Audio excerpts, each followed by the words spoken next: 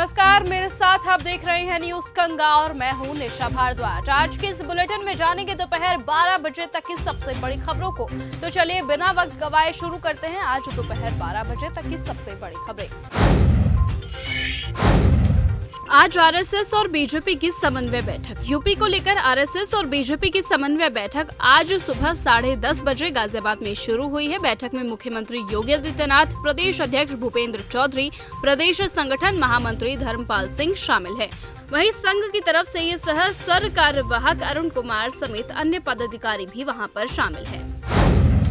बुल्ढाना जिले में भीषण सड़क हादसा। महाराष्ट्र के बुल्ढाना जिले के शेरगांव खामगांव हाईवे पर हुए ट्रिपल एक्सीडेंट में 5 लोगों की मौत हो गई है।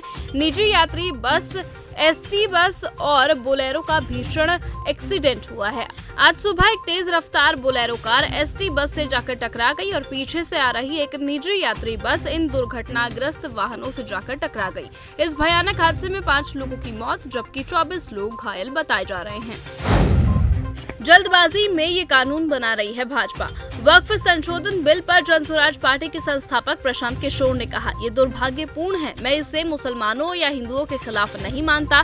अगर आप उन प्रतिबद्धताओं और आश्वासनों से भटक जाते हैं जो हमारे संस्थापकों ने आजादी के बाद इस देश के विभिन्न वर्गों को दिए थे, तो ये इस पीढ़ी के लोगों की जिम्मेदारी है कि वो उन प्रतिबद्धताओं के प्रति सच्चे रहें। अगर आप उनमें कोई बदलाव कर रहे हैं जो किसी वर्ग को प्रभावित करता है, तो ऐसे कानून बनाने से पहले उन वर्गों को विश्वास में लिया जाना चाहिए। उन मुसलमानों को एक बड़ा वर्ग विधेयक से खुद को खतरे में जो महसूस कर रहे हैं, वो कहते हैं कि मुसलमानों का एक बड़ा वर्ग वक्फ संशोधन बिल से खुद को खतरे में महसूस कर रहा है। साथ ही वो कहते हैं कि मुझे लगता है कि सरकार ध्रुवीकरण की राजनीति के लिए जल्दबाजी में ये कानून बना रही है।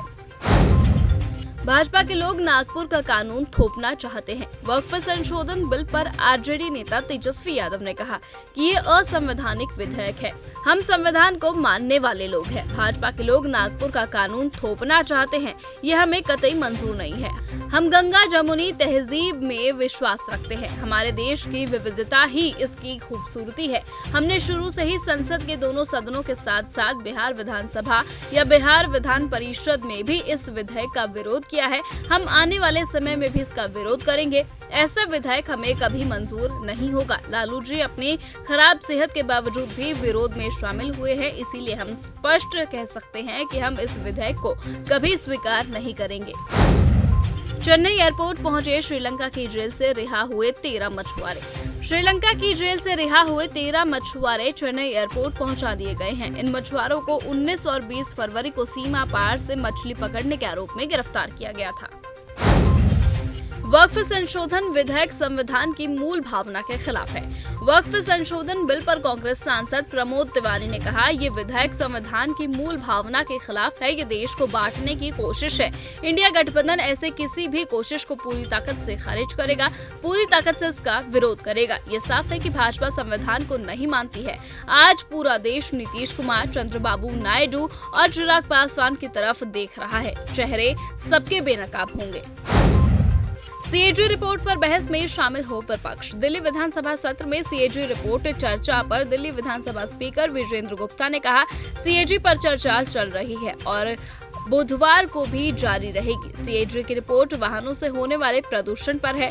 ये बहुत ही अहम मुद्दा है। पूरा विपक्ष इसमें भाग नहीं ले रहा है, इसीलिए सिर्फ पक्ष के सदस्य ही इस पर अपनी बात रख रहे हैं और इसीलिए हम चाहते हैं कि विपक्ष भी इस सीएजी रिपोर्ट में भाग ले।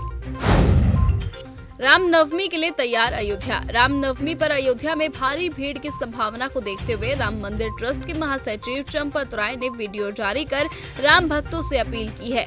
इसमें उन्होंने पहली बार प्रभु राम के जन्मोत्सव में हो रहे कार्यक्रम की पूरी जानकारी दी है। बता दें कि अयोध्या में रामलला के जन्मोत्सव की तैयारियां युद्ध स्तर पर चल रही हैं। मोदी सरकार आदिवासियों के अधिकारों की रक्षा करने में फेल। कांग्रेस नेता राहुल गांधी ने कहा कि नरेंद्र मोदी सरकार आदिवासियों के अधिकारों की रक्षा करने में असफल रही है। उन्होंने सरकार से सुप्रीम कोर्ट में वन अधिकार अधिनियम का बचाव करने के लिए तेजी से कदम उठाने की अपील की है।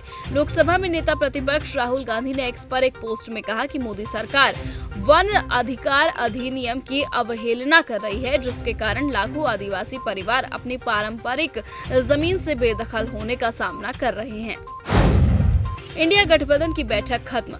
वक्फ संशोधन बिल को लेकर देश की सियासत गर्म हो चुकी है।